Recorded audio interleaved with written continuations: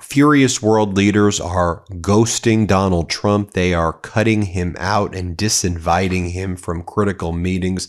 We saw in France a meeting that was led by French President Emmanuel Macron and Prime Minister Keir Starmer of the UK and 50 other nations, and they specifically refused to invite Donald Trump in the United States to send a message: get the hell out of here. The United States is not our friend anymore. We do not want you to meet here. You are a bunch of war criminals. Also in attendance and leading this meeting, you had the German Chancellor, Friedrich Merz, and you had Giorgia Meloni, the Prime Minister of Italy, rallying 50 countries to come up with strategies regarding the Middle East. Yesterday, as Donald Trump was ranting and raving like a lunatic and again defrauding the world and manipulating the markets in the United States, that he had reached this grand bargain, this amazing deal with Iran where they're opening up the Strait of Hormuz and American military will work hand in glove with the Iranian military, quite literally hand in glove, and together they will collect the nuclear dust from the Iranian facilities and they will capture the uranium and bring it back to the United States. And the Strait of Hormuz is open to everybody and the U.S. will be controlling it. And this is a major victory. And Iran has agreed that it will never, ever again fund Hezbollah or any of its proxy groups. Donald Trump says Iran's agreed to everything. They've totally surrendered. It was all false. The European and Gulf states have previously said they don't think that there's any real meaningful material deal that can be ironed out for the next 6 months or so. Donald Trump lying about this deal in totality. And in Europe, they were talking about, okay, what can we really do here? Rallying 50 nations from across the world, not just European nation, Asian countries, African countries, Central America, South America, other European countries, focusing on what they can do together now that the United States is basically not America first. It is America alone, and America's become this like pariah, bizarre regime. So that's what you have happening in Europe right now. At the same time, in Beijing, in China, you had major meetings between leaders from the Middle East, whether it was the Crown Prince of Abu Dhabi, and you had European leaders like French President, like Prime Minister Sanchez, of Spain,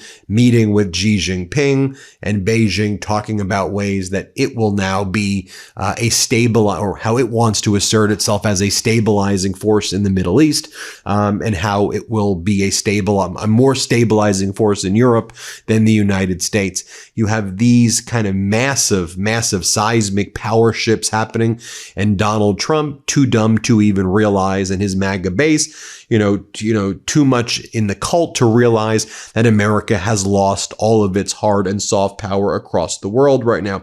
So one other meeting I should talk about as well. You had the Finland president, Alexander Stubb.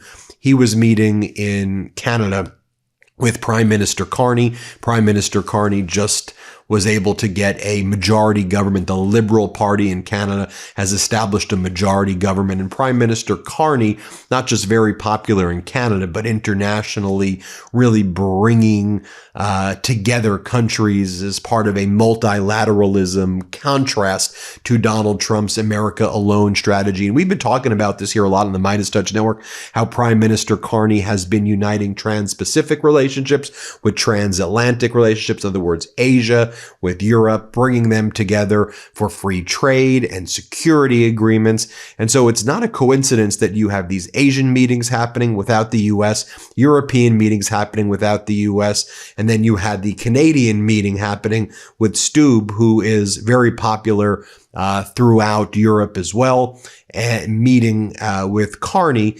All of this is interconnected, and the U.S. all alone, while Donald Trump was at a Turning Point USA weird event, like kissing Erica Kirk's ear and being weird and coming out to weird pyrotechnics and just spewing nonsense and talking about things that haven't even happened with Iran, while Iran's parliament leader MB Ghalibaf and Iran's Revolutionary Guards look, look, everybody, we control the Strait of Hormuz still. Like, what are these idiots talking about?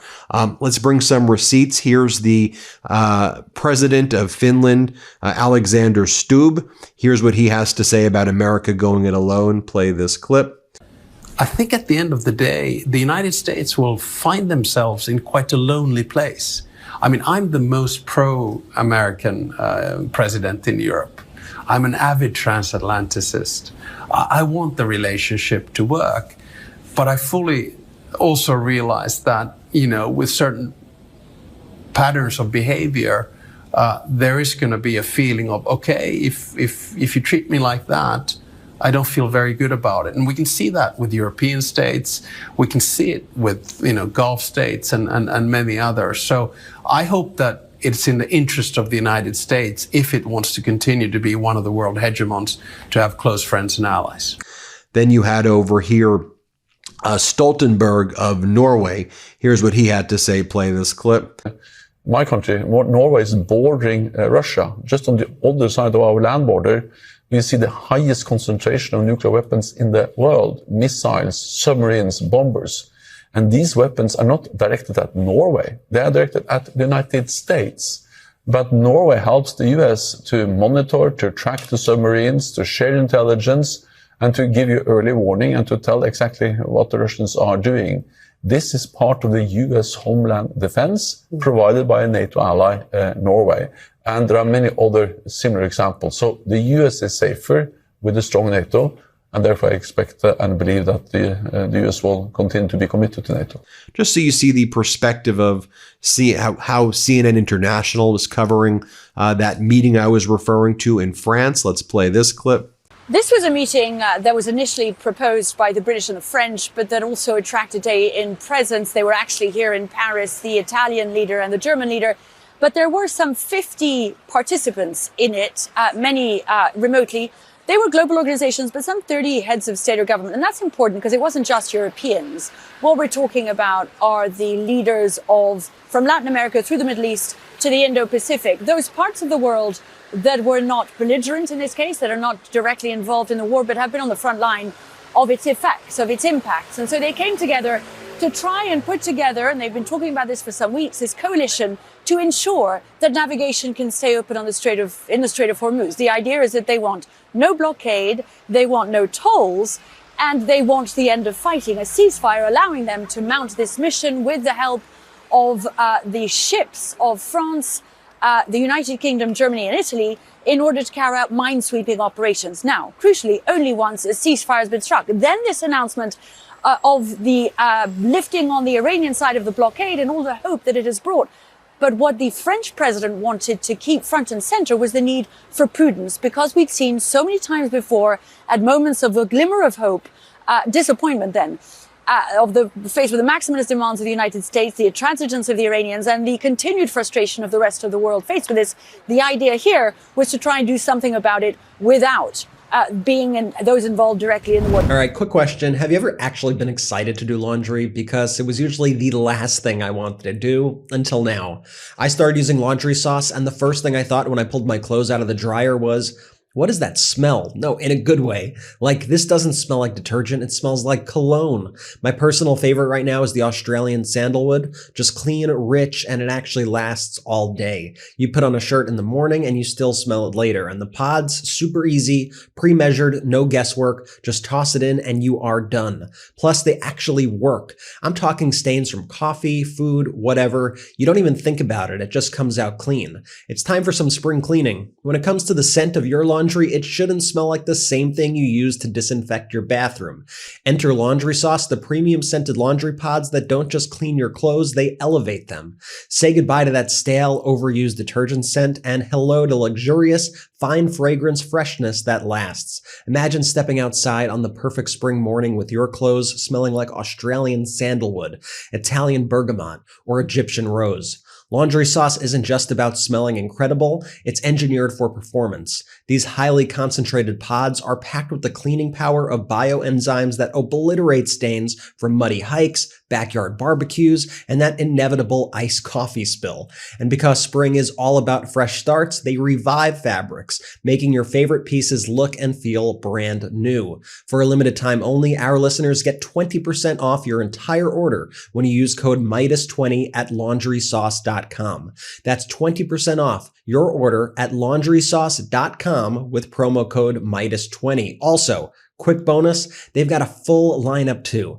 Fabric conditioner, scent boosters, dryer sheets, even a fabric refresher spray. It's basically a full upgrade to your laundry routine, and they just launched in select Target stores, which is pretty cool. For a limited time, our listeners get 20% off your entire order when you use code MeidasTouch at laundrysauce.com. That's 20% off your order at laundrysauce.com with promo code MeidasTouch, MEIDAS20. And after you purchase, they'll ask where you heard about them. Please support our show and tell them we sent you. It's time to make Laundry Day the best day of the week.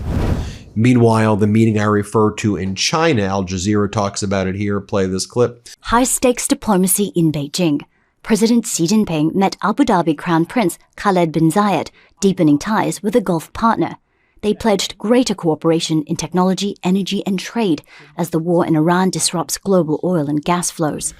Historic changes are unfolding in ways never seen before. Human society faces a choice between peace and war, unity or confrontation.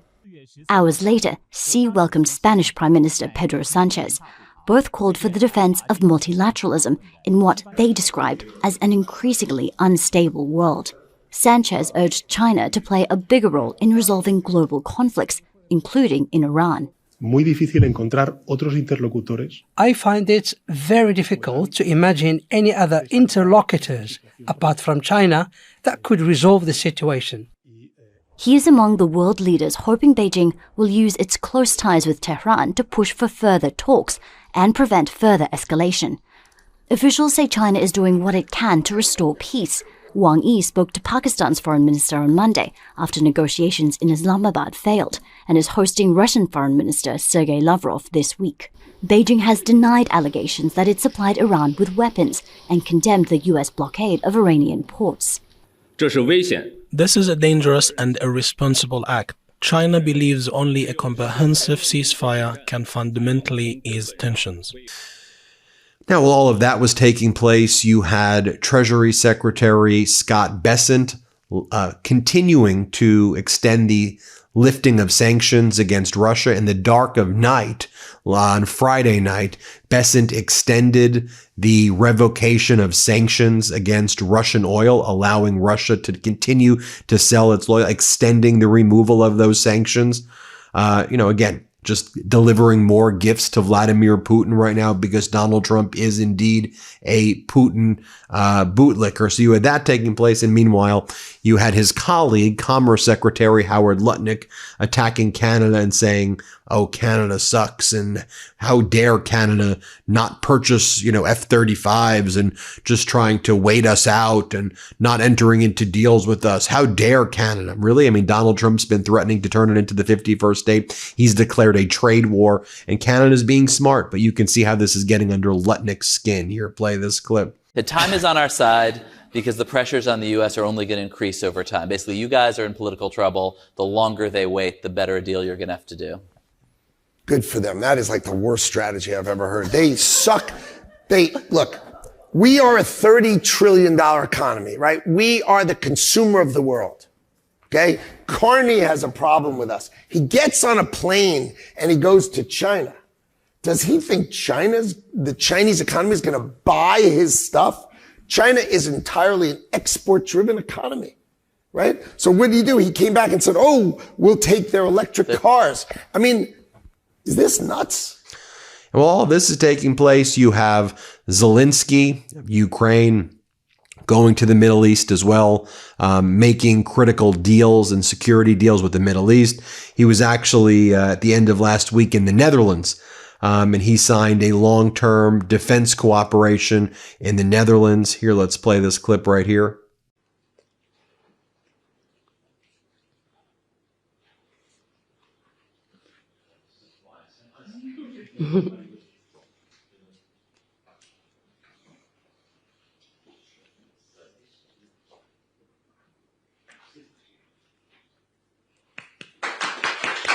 Or rather, you have Zelensky in the Netherlands. You could see him over there. And here's what Zelensky had to say. Let's play this clip. It's important that pressure on Russia continues, sanctions and all other restrictions. But it's just as important that Russia is held accountable for this aggression, legally and practice. And that Russian war criminals do not enjoy normal life, but face fair sentences. This is necessary, just as it was necessary after the Second World War. And this is what we are doing here in Europe. Here in the Netherlands, we are working to launch the tribunal for Russia's aggression against Ukraine, and I thank you for your help. We are working to ensure that the international legal system is firm and uncompromising toward Russian war criminals. Please support this. And please remember, all freedoms are fragile without the most basic freedom, freedom from ruins. Without basic security, and when those who start wars feel no accountability. So do not let Russia go unpunished. Now, contrast that to what was going on in the White House, where you had King Willem-Alexander and Queen Maxima of the Netherlands. They visited the White House just to try to see if there could be any semblance of normalcy there, and hint, hint, there wasn't. You could play this clip right here.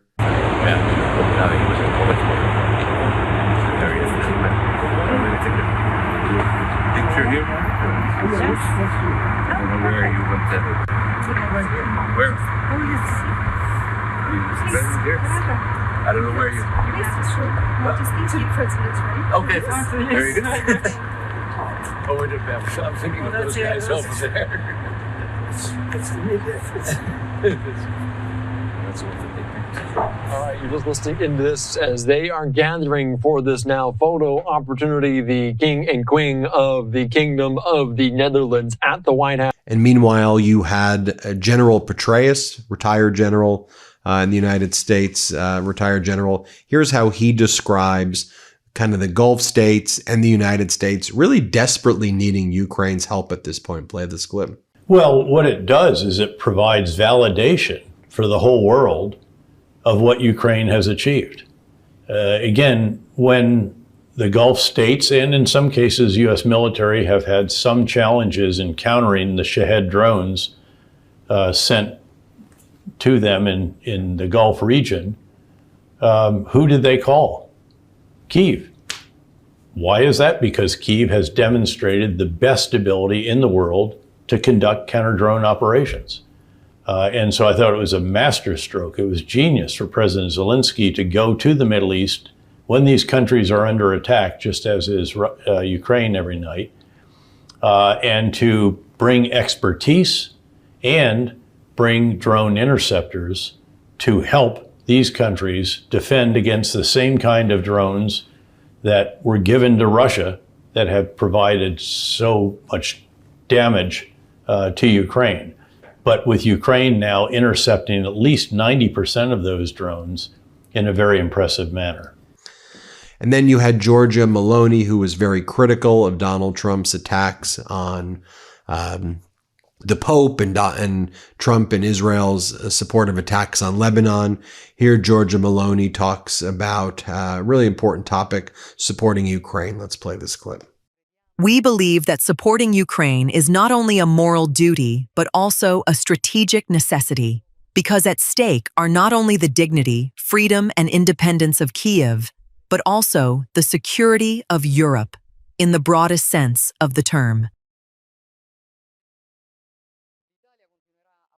Italy will continue to promote, within the G7 and the European Union, economic pressure on the Russian Federation, which continues to show no concrete signs in the negotiation process, persists in attacks against civilians, continues to target infrastructure essential to the population. Well, there you have it, folks. Let me know what you think. Donald Trump getting ghosted from these critical meetings. Hit subscribe. Let's get to 7 million subscribers. Thanks for watching. Love this video? Support independent media and unlock exclusive content, ad-free videos, and custom emojis by becoming a paid member of our YouTube channel today. You can also gift memberships to others. Let's keep growing together.